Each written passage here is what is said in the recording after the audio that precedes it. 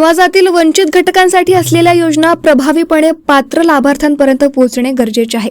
सर्वांना न्यायाची व प्रशासन आपल्या दारी असल्याची अनुभूती या शासकीय योजनांच्या महामेळाव्याच्या माध्यमातून प्रत्येकाला घेता येणे शक्य झाले आहे।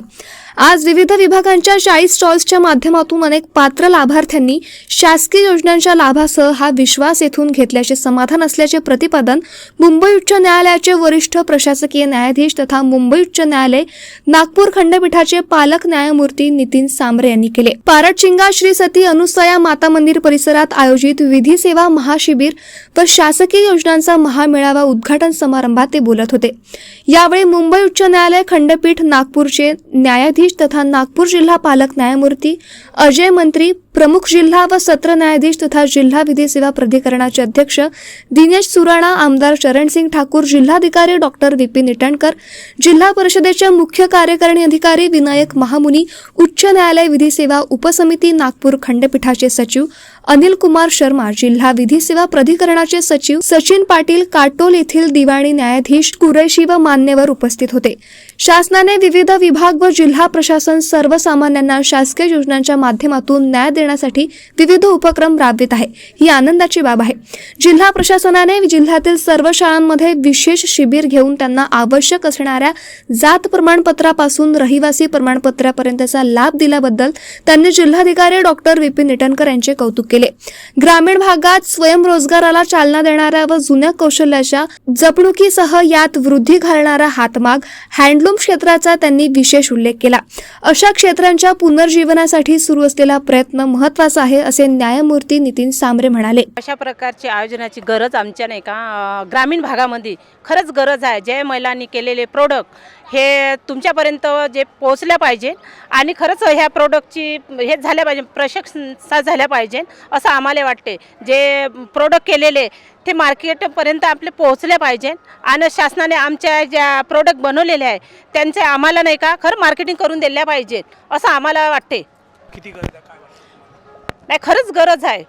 कारण का जे महाराष्ट्र राज्य ग्रामीण जीवनोन्नती अभियानमध्ये ज्या महिला नाही का प्रोडक्ट तयार करतात ते महाराष्ट्रामध्ये नाही का आणि घरगुती केलेले प्रोडक्ट आहे, हे असे प्रोडक्ट नाही का शहरी गेल्या पाहिजे आणि शहरामधून नाही का आम्हाला खरंच गरीब महिलांना चांगलं मार्केटिंग मिळालं पाहिजे अशी आम्हाला गरज आहे। आतापर्यंत आमच्याकडे पारडचिंगा इथे आताच हे पहिलंच शिबिर आहे आणि अशा शिबिरांची ज्या ग्रामीण महिला आहेत त्यांना खूप आवश्यकता आहे। जसे प्रोडक्ट आमचे उमेद अभियानामध्ये जे स्वतः आम्ही वैयक्तिक जे प्रोडक्ट आम्ही बनवले आहे ते महिलांपर्यंत पोहोचले पाहिजे। जर आपण दुकानात जे घेतो ते केमिकलचं वगैरे मिक्स आहे, हे आम्ही स्वतःच बनवलेलं प्रोडक्ट राहते, याच्यात केमिकल वगैरे मिक्स नाही राहत। त्याच्यामुळे ह्या शिबिरची प्रत्येक महिलापर्यंत प्रत्येक कुटुंबापर्यंत ही माहिती पोहोचली पाहिजे असंच मला अपेक्षित वाटते। आजचं हे महाशिबिर जे आहे ते किती उपयोगी ठरलं तुमच्यासाठी, काय सांगा? हे आजचं हे जे महाशिबिर आहे आम्हाला एवढं उपयोगी पडलं, कारण याच्यामधून आम्हाला जे आमचे प्रोडक्ट वगैरे आहे, आमचे जे उमेद आहे त्याच्यामधून आम्हाला कशी भराई घ्यावी, कसं आमचं अजून समोर ऑनलाईन वगैरे कशा पद्धतीने करायचं याविषयी आम्हाला पुष्कळ माहिती मिळालेली आहे। खूप महत्त्वाचं आहे, कारण की महिलांना रोजगार हवा आहे। महिलांना रोजगार नाही आहे। आमच्या उमेद अभियानामध्ये ज्या महिला आहे आम्हाला असं वाटतं की आमच्यापासून महिलांनी उद्योग सुरू केला पाहिजे बा, अशी आमची इच्छा आहे आणि जास्तीत जास्त आम्हाला मार्केटिंग हवी आहे। आज जेव्हा हा जो महाशिबिरात तुम्ही आलेले आहेत ताई, कसं वाटलं आणि इथे कसा लोकांचा प्रतिसाद मिळाला, काय सांगा?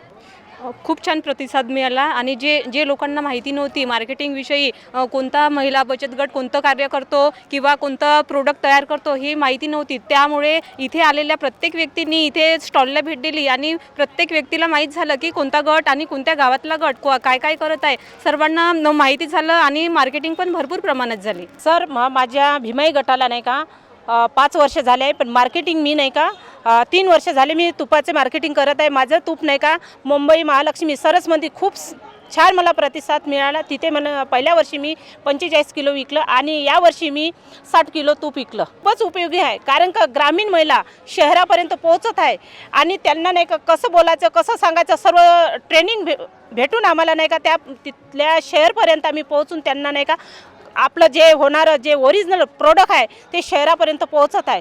खूप गरज आहे, म्हणजे जे ग्रामीण महिलांचे जे उद्योग आहे ते लोकांपर्यंत कसं पोहोचता येईल हे म्हणजे आपल्या तालुक्यामध्ये शिबिराची खूप गरज आहे. काटोल तालुक्या म्हणजे ग्रामीणमध्ये पण खूप गरज आहे. म्हणजे लोकांपर्यंत त्यांचे उद्योग प्रोडक्ट आणि महिला कसा उद्योग करतायत म्हणजे दुसऱ्या महिलांना एक प्रोत्साहन मिळते हा उद्योग बघून की आपण तरी हे काहीतरी उद्योग केला पाहिजे आणि 2 पैसे कमावले पाहिजे म्हणजे 2 पैशाची बचतसुद्धा होते आपली. ताई, एक महिला आज जो अभियान इथे सुरू केलेलं आहे, अभियानामुळे हे सर्व काही माहिती मिळाली महिलांना. आधी महिलांना काही माहिती नव्हतं होत. आता ते अभियानामुळे त्यांना सर्व माहिती झाली. महिला सुरुवातीला असे बाहेर राहते, अभियानामध्ये होत्या नाही, त्यावेळी त्यांना माहिती होती नाही.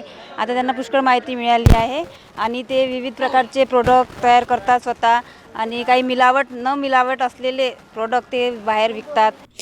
या शासकीय योजनांच्या महामेळाव्यात शासकीय योजनांचा पात्र लाभार्थ्यांना प्रातिनिधिक स्वरूपात लाभ देण्यात आला. यात सर्वांचे लक्ष वेधून घेतले ते सुशीला खडसे या आजींनी. नवभारत साक्षरता अंतर्गत सुशीलाबाई यांचे वयाचे कोणतेही अंतर न मानता 10वीची परीक्षा त्यांनी दिली. या परीक्षेत त्या उत्तीर्ण देखील झाल्या.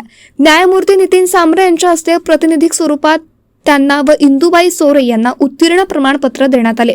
त्याचबरोबर दिव्यांगांना 3 चाकी सायकल, राष्ट्रीय आर्थिक दुर्बल घटक शिष्यवृत्ती योजनेअंतर्गत प्रतिवर्ष 12,000 रुपये प्रमाणे लाभ वाटप, शिक्षणाचा हक्क अंतर्गत प्रवेश कार्ड, बिरसा मुंडा कृषी क्रांती योजनेअंतर्गत विहीर दुरुस्ती करण्यासाठी 1 लाख रुपये, पंपसंच व PVC पाईप, समाज कल्याण विभागाअंतर्गत झेरॉक्स मशीन, दिव्यांग घरकुल संगणक प्रशिक्षण, पंचायत समिती अंतर्गत पट्टे वाटप, कृषी विभागाअंतर्गत ड्रोन, रोटावेटर, पॉवर विडर, ठिबक, ट्रॅक्टर आदी साहित्यांचे प्रातिनिधिक वाटप करण्यात आले.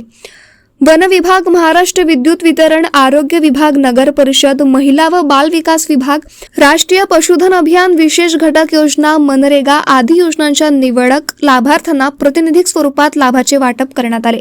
सर्व मान्यवरांनी विविध स्टॉल्सला भेटी देऊन संबंधित शासकीय अधिकारी कर्मचाऱ्यांशी चर्चा केली. कशा प्रकारची जनजागृती करण्यात येत आहेत आपण जाणून घेऊया. तुमचं नाव सांगा. सर, मी सुमंत ठाकरे आहे. आम्ही TWJ foundation just collaboration DLSA सोबत आम्ही लास्ट 2 वर्षापासून काम करतो. आमचं बेसिकली काम जे आहे, जे आम्ही रस्त्यावरचे मानसिक रुग्ण असतात त्या मानसिक रुग्णांसाठी आम्ही काम करतो. जे तुम्ही पाठीमागे जो व्हिडिओ सुरू आहे त्या व्हिडिओच्या माध्यमाने बघू शकता.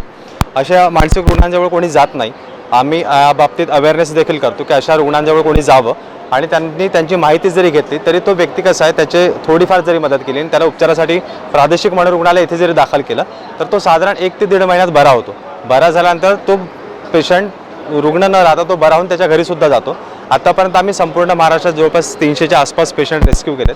त्याच्यातले 75% पेशंट जे आहेत ते बरे होऊन घरी गेलेत. 6 ते 12-17 वर्षानंतर पेशंट बरे होऊन घरी जातात.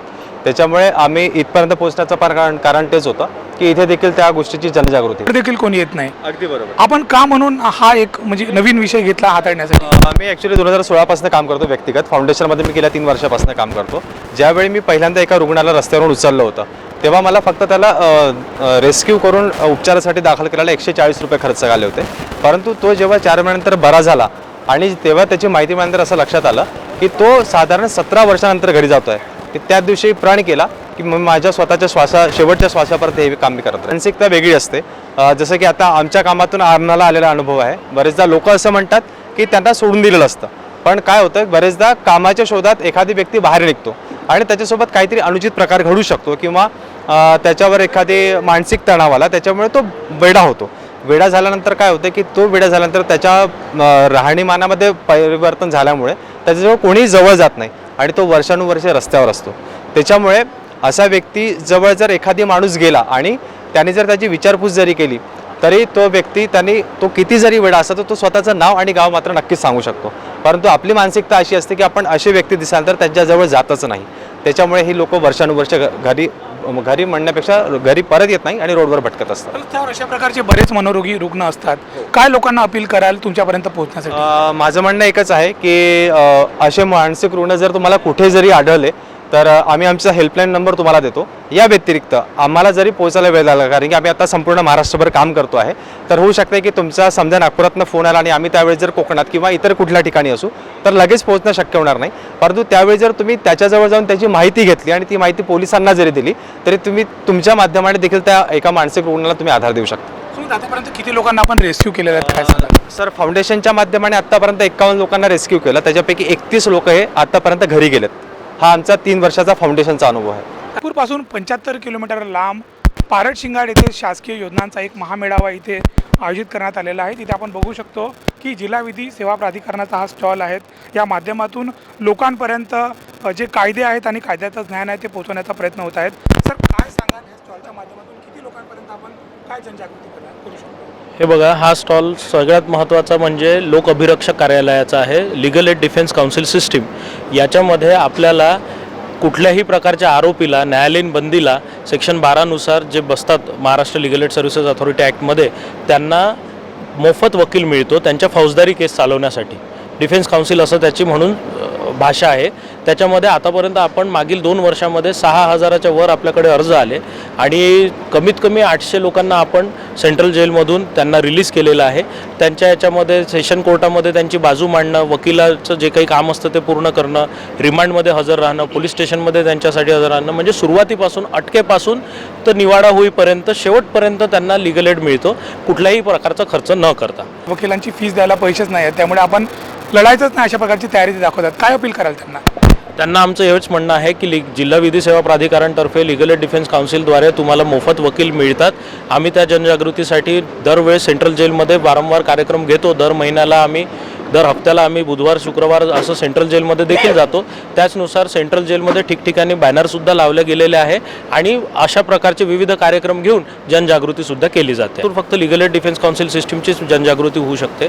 त्याच्यानुसार प्ली बार्गेनिंग झालं, जमानतीच्या तरतुदी झाल्या, त्यांना जमानतीचे अधिकार समजून सांगणं झालं, किंवा ते त्यांची जी शिक्षा असते त्याच्यामध्ये तडजोड करून कोर्टाला म्हणू शकता की मला गुन्हा कबूल आहे, मला कमीत कमी शिक्षा देण्यात यावी, अशा विविध प्रकारच्या गोष्टी त्याच्यातून साध्य केल्या जाऊ शकतात. यावेळी नव्या भारताचे नवे कायदे, भारतीय न्याय संहिता 2023 या विषयावर मल्टीमीडिया छायाचित्रण प्रदर्शनाचे उद्घाटन न्यायमूर्ती नितीन सांबरे व मान्यवरांनी केले. नागपूरचे क्षेत्रीय प्रचार अधिकारी हंसराज राऊत यांनी मान्यवरांना प्रदर्शनाबाबत माहिती दिली. आज पारडशिंगा येथे एक महाशिबिर आयोजित करण्यात आलं आहे. विविध ज्या शासकीय योजना आहेत त्या मग महाराष्ट्र गव्हर्नमेंटच्या असो, केंद्र सरकारच्या असो, या योजना एका मंचावर लोकांना त्याचा प्रत्यक्ष लाभ मिळावा, त्यासाठी आज अनेक लाभार्थ्यांना प्रत्यक्ष लाभसुद्धा देण्यात आलेला आहे. आणि एकाच मंचावर जास्तीत जास्त लोकांना विविध ज्या शासकीय योजना आहेत त्याची माहिती कशी व्हावी आणि त्याचा लाभ कसा सुलभ पद्धतीने मिळेल, याकरिता विधी सेवा प्राधिकरण नागपूर यांच्याद्वारे हा उपक्रम राबवण्यात आला. त्याचाच एक भाग म्हणून माहिती व प्रसार मंत्रालय, भारत सरकार आणि विधी सेवा प्राधिकरण यांच्या सहकार्याने या ठिकाणी नव्या भारताचे नवे कायदे, भारतीय न्यायसंहिता 2023 हे एक मल्टीमीडिया छायाचित्र प्रदर्शन राबवण्यात आले. याचा एकमेव उद्देश म्हणजे हाच की 1 जुलै 2024 पासून भारत सरकारने नवीन कायदे अंमलात आणलेले आहे. त्यामध्ये प्रामुख्याने 3 कायद्यांचा समावेश आहे. त्यात भारतीय दंड संहिता, फौजदारी प्रक्रिया आणि भारतीय पुरावा कायदा असे 3 कायद्यां अस्तित्वात आले आहेत. त्यामध्ये विविध ज्या कलमा आहेत त्यामध्ये भरपूर जे बदल झालेले आहे. काही नवीन याचा समावेश करणं, जसं की इलेक्ट्रॉनिक जे पुरावे असतात ते आता नवीन कायद्यामध्ये ग्राह्य धरल्या जाणार आहेत. तसेच मॉब लिचिंगमध्ये आधी फारशी अशी जी म्हणजे आता कठोर तरतूद करण्यात आलेली आहे. विविध असं या ठिकाणी जे नवीन कायदे बदल झालेले आहेत त्या सगळ्यांची माहिती एका मंचावर लोकांना मिळावी म्हणून हे प्रदर्शन आयोजित करण्यात आलं. आता विविध ज्या कलमा आहेत त्यातील बदल या सगळ्याबाबत व्यवस्थित माहिती देण्यात आली आहे. या प्रदर्शनाला नागरिकांनी भेट देऊन नवीन फायदे समजून घेण्याचा प्रयत्न केला. कॅमेरामॅन सचिनसह सनी भोंगाडे, शंखनाद न्यूज, नागपूर.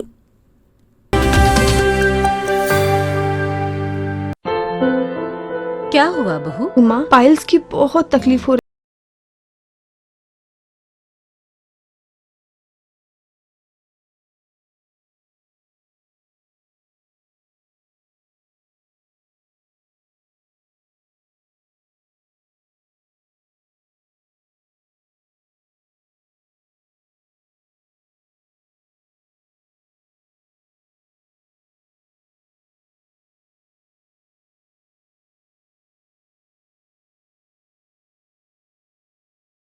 प्रेगनेंसी में आयुर्वेदिक दवाइयाँ सुरक्षित होती है।